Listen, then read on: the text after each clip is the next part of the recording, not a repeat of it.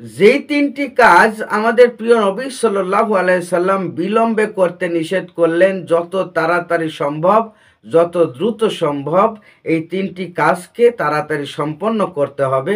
কোন সেই তিনটি কাজ? চলুন আজকের হাদিস থেকে আমরা তা জেনে নেই। রহমতে আলম নবী নূরে মুজাসসাম। আসসালামু আলাইকুম ওয়া রাহমাতুল্লাহি ওয়া বারাকাতুহু। ইন্নাল হামদালিল্লাহ ওয়াস সালাতু ওয়াস সালামু আলা রাসূলিল্লাহ।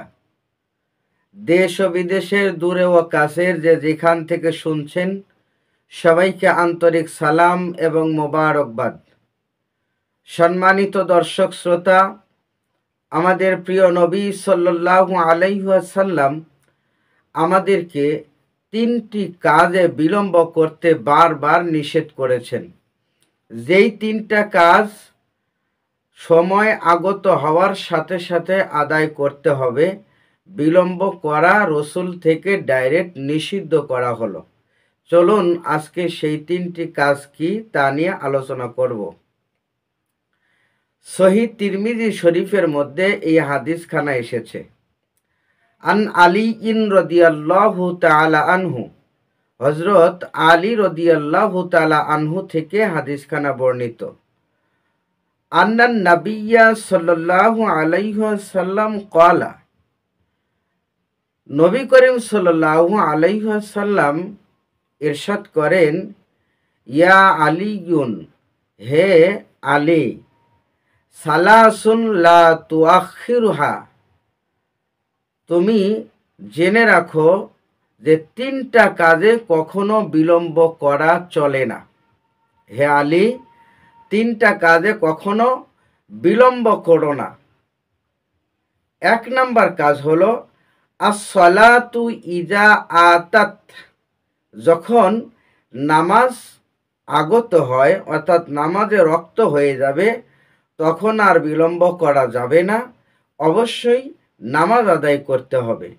কারণ নামাজের ওক্ত হয়ে গেলে মানুষ কখন মারা যাবে এটা কিন্তু মানুষ নিজেও জানে না, জানে একমাত্র আল্লাহ সুবহানাহু ওয়া তাআলা। ওক্ত পাইছে, ওই লোকটা বিলম্ব করার আগেই যদি মালাকুল মউত তার সামনে এসে হাজির হয়ে যায়, এ ব্যক্তি যদি মারা যায়, তো ওই ওক্তের নামাজ সে আদায় না করার কারণে ওই ওক্তের জন্য সে বেনামাজি হিসাবে পরিগণিত হবে। এই জন্য নামাজের ওক্ত যখন এসে যাবে, সময় যখন এসে যাবে, বিলম্ব করা যাবে না, তাড়াতাড়ি নামাজ আদায় করে নিতে হবে। দুই নাম্বার বিষয়, আল্লাহ রসুল বলেন, আল জানাজাতু ইজা হাদারত, যখন কোনো মাইয়াতের নামাজে জানাজার সময় এসে যায় তখন দেরি করা যাবে না।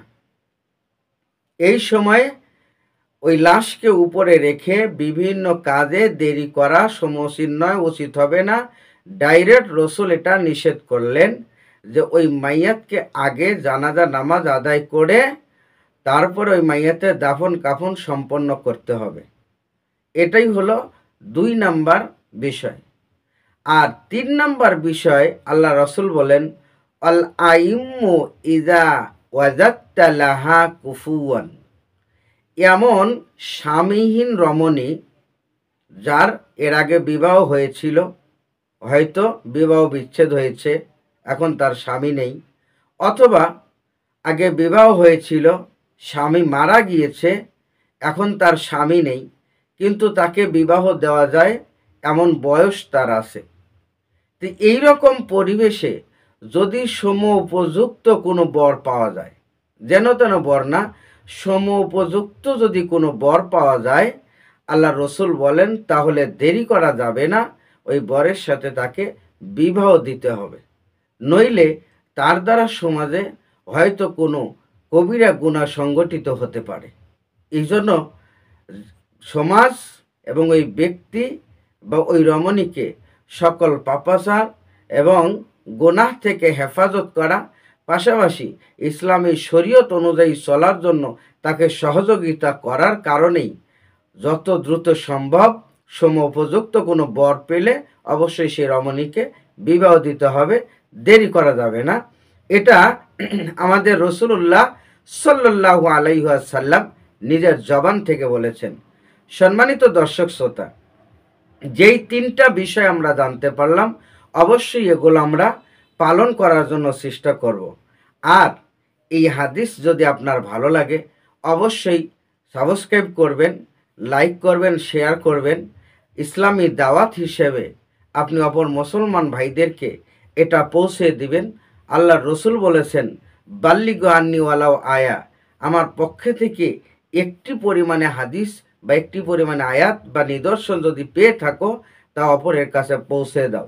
এই দায়িত্বটুকু নিয়ে নিজেকে দায়ী হিসাবে অবশ্যই শেয়ার করে দিবেন, যাতে অনেকেই এই হাদিসের আলোচনাটা পায়। আল্লাহ পাক আমাদেরকে সঠিকভাবে হাদিস অনুযায়ী, কোরআন অনুযায়ী জীবন গড়ার তৌফিক দান করুন। আমিন। ওয়া আখির দাওয়ানা আনিল হামদুলিল্লাহি রাব্বিল আলামিন। আসসালামু আলাইকুম ওয়া রাহমাতুল্লাহি ওয়া বারাকাতুহু।